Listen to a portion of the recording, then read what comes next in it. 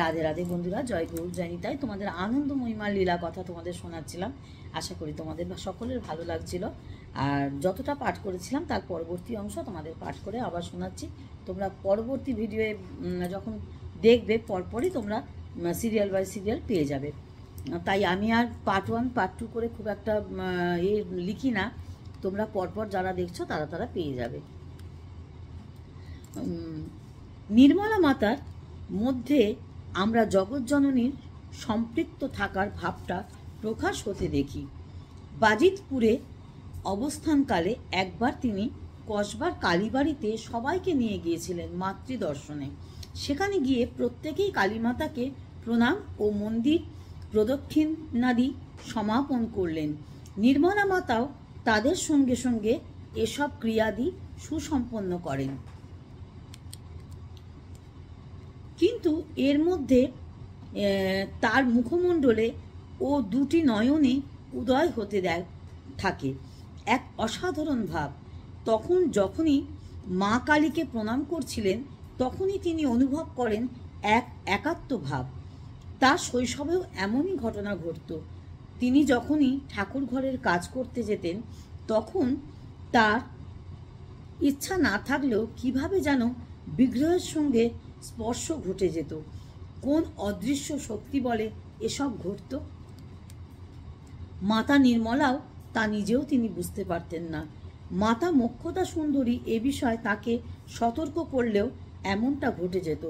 নির্মলা মাতার বাজিতপুরে অবস্থানকালে আরও একটি অবিস্মরণীয় ঘটনা ঘটে গেল। সেটি হলো স্বয়ং সিদ্ধা মায়ের দীক্ষা গ্রহণ, অর্থাৎ নিজের দীক্ষা তিনি নিজেই গ্রহণ করেন। সাধন জগতে এমনটি আর কখনো ঘটেছে কিনা আমাদের তা জানা নেই। তাই এই ঘটনাটি যেমন অভূতপূর্ব তেমনি অলৌকিক ছিল বলে মনে হতে পারে। এসব অনন্ত লোকের কথা বলতে আমরা প্রায় অক্ষম, তাই স্বয়ং মাতার সম্মুখেই তা শোনা বাঞ্ছনীয় বলে মনে হয়। এক পরম ভক্তের অনুরোধে সেদিনের কথা তিনি নিজ মুখে এভাবেই বলেছিলেন। এই শরীরের দীক্ষা হয় ঝুলন পূর্ণিমার রাত্রিতে 1912 বাংলার 1329 সালে শ্রাবণ মাসের।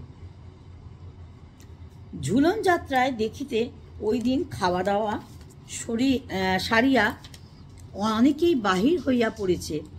ভোলানাথের খাওয়া দাওয়া হইয়া গিয়েছে, তাহাকে তামাক সাজিয়া দেয়া হইয়াছে।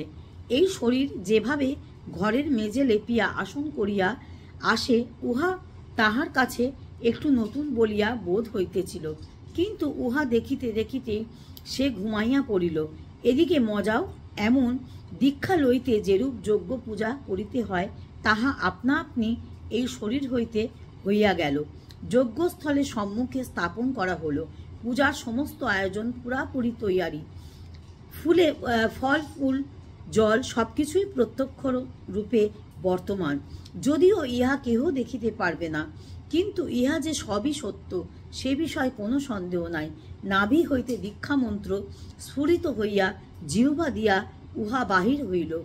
পরে হাত দিয়া ওই মন্ত্র যজ্ঞস্থলীর রূপ লেখা হইয়া গেল এবং দীক্ষা মন্ত্রের উপর পূজা ও আহুতি হইল। এইভাবে বোধিপূর্বক দীক্ষা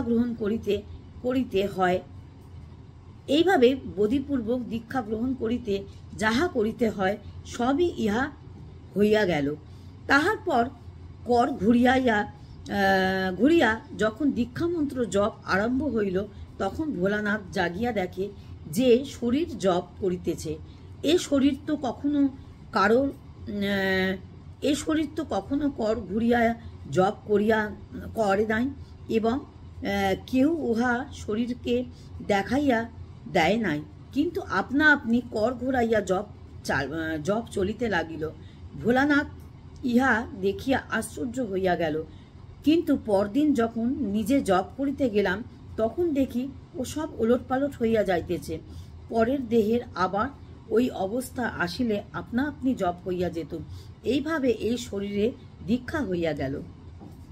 কর ঘুরিয়া বলতে এই যাদের দীক্ষা হয়েছে, যারা গুরুচরণ আশ্রয় করেছ তারা জানো এরম করে কর ঘুরিয়ে গুরুমন্ত্র জপ করতে হয়। এইখানে এই কর বলতে কর কথার অর্থ হচ্ছে আঙুলের কর, যে আঙুল, যে এই আঙুল দিয়ে মানে 7 যেখানে 7 নম্বর দাগটা আছে এখানে বুড়ো আঙুলটাকে রেখে এইভাবে ঘুরিয়ে যে আমরা জপ করি সেই জপের কথা বলা হয়েছে। যাই হোক, আজ এই পর্যন্ত বন্ধুরা, সঙ্গে থাকো, সাথে থাকো, ভালো থাকো। পরবর্তী ভিডিও নিয়ে আবার আসছি। রাধে রাধে, জয় গুরু, জয় নিতাই।